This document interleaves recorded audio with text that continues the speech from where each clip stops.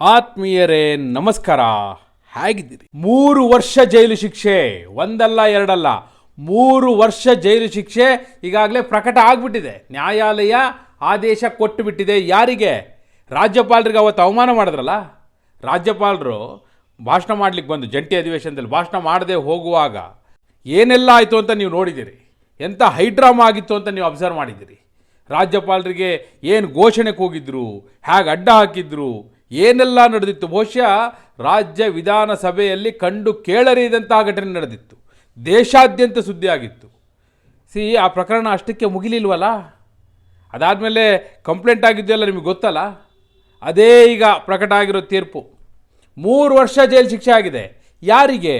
ಯಾಕಂದರೆ ಅವತ್ತು ಒಬ್ಬಿಬ್ಬರಲ್ಲ, ಅವತ್ತು ರಾಜ್ಯಪಾಲರಿಗೆ ಅವಮಾನ ಮಾಡಿದವರು, ಅವಹೇಳನ ಮಾಡಿದವರು ಒಬ್ಬರ ಇಬ್ಬರ. ನೀವು ಕಣ್ಣಾರೆ ನೋಡಿದ್ದೀರಿ.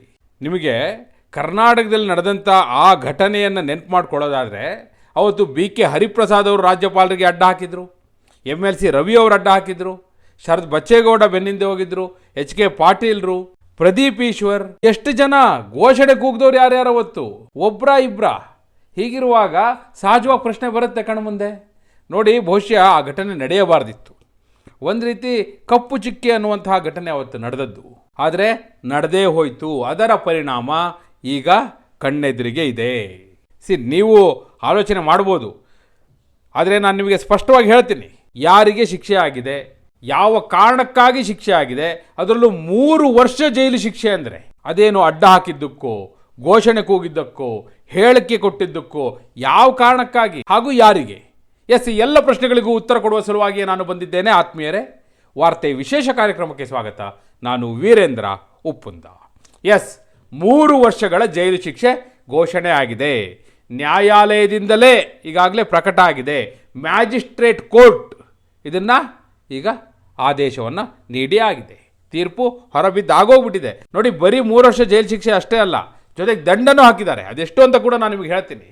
ಆದರೆ ನಿಮಗೆ ಭಾಳ ಕುತೂಹಲ ಇರೋದು ಯಾರಿಗೆ ಅಂತೇಳಿ. ನೋಡಿ, ಅವತ್ತು ಏನಾಗಿತ್ತು ಅನ್ನೋದನ್ನು ನೀವು ಕಣ್ಮುಂದೆ ತಗೊಂಡ್ಬಿಟ್ರೆ ನೀವೇ ಹೇಳ್ತೀರಿ ಯಾರು ಏನು ಮಾಡಿದ್ರು, ಯಾರು ತಪ್ಪು ಯಾರು ಸರಿ, ನೀವೇ ಹೇಳ್ತೀರಿ. ಯಾಕಂದರೆ ಅಂಗೈ ಹುಣ್ಣಿಗೆ ಕನ್ನಡಿ ಬೇಕೇನ್ರಿ.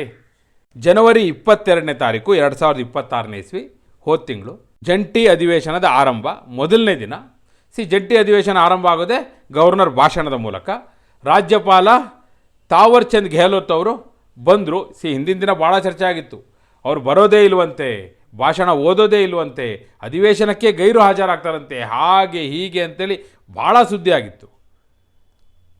ರಾಜ್ಯ ಸರ್ಕಾರದ ವತಿಯಿಂದ HK ಪಾಟೀಲ್ರು, ಪೊನ್ನಣ್ಣ ಇವರೆಲ್ಲ ಹೋಗಿದ್ದರು. ಹೋಗಿ ಅವ್ರನ್ನ ಕನ್ವಿನ್ಸ್ ಮಾಡುವಂಥ ಪ್ರಯತ್ನವನ್ನೆಲ್ಲ ಮಾಡಿದರು.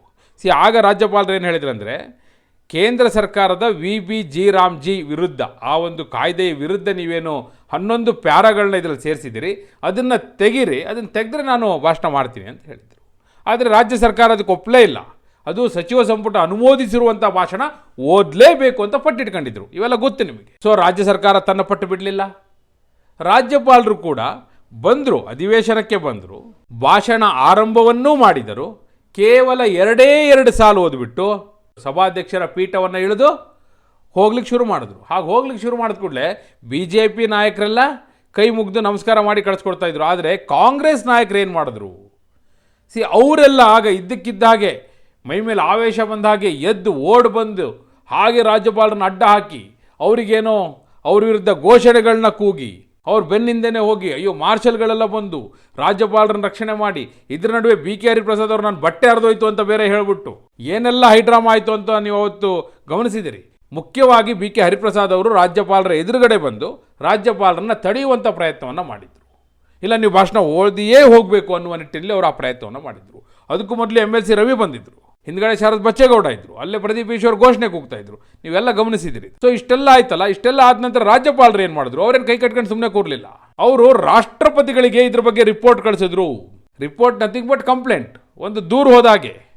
ಅವರು ಸ್ಪಷ್ಟವಾಗಿ ಅದರಲ್ಲಿ ಉಲ್ಲೇಖಿಸಿದರು, ಅಧಿವೇಶನದಲ್ಲಿ ಏನೆಲ್ಲ ಗದ್ದಲ ಆಯಿತು, ಗಲಾಟೆ ಆಯಿತು, ಜಂಟಿ ಅಧಿವೇಶನದಲ್ಲಿ ನಾನು ಭಾಷಣ ಮಾಡಲಿಕ್ಕೆ ಹೋದಾಗ ಏನು ಮಾಡಿದ್ರು ಕಾಂಗ್ರೆಸ್ನ ನಾಯಕರು ಅನ್ನೋದನ್ನು ಅವರು ಎಳೆಯಾಗಿ ವಿವರಿಸಿದರು.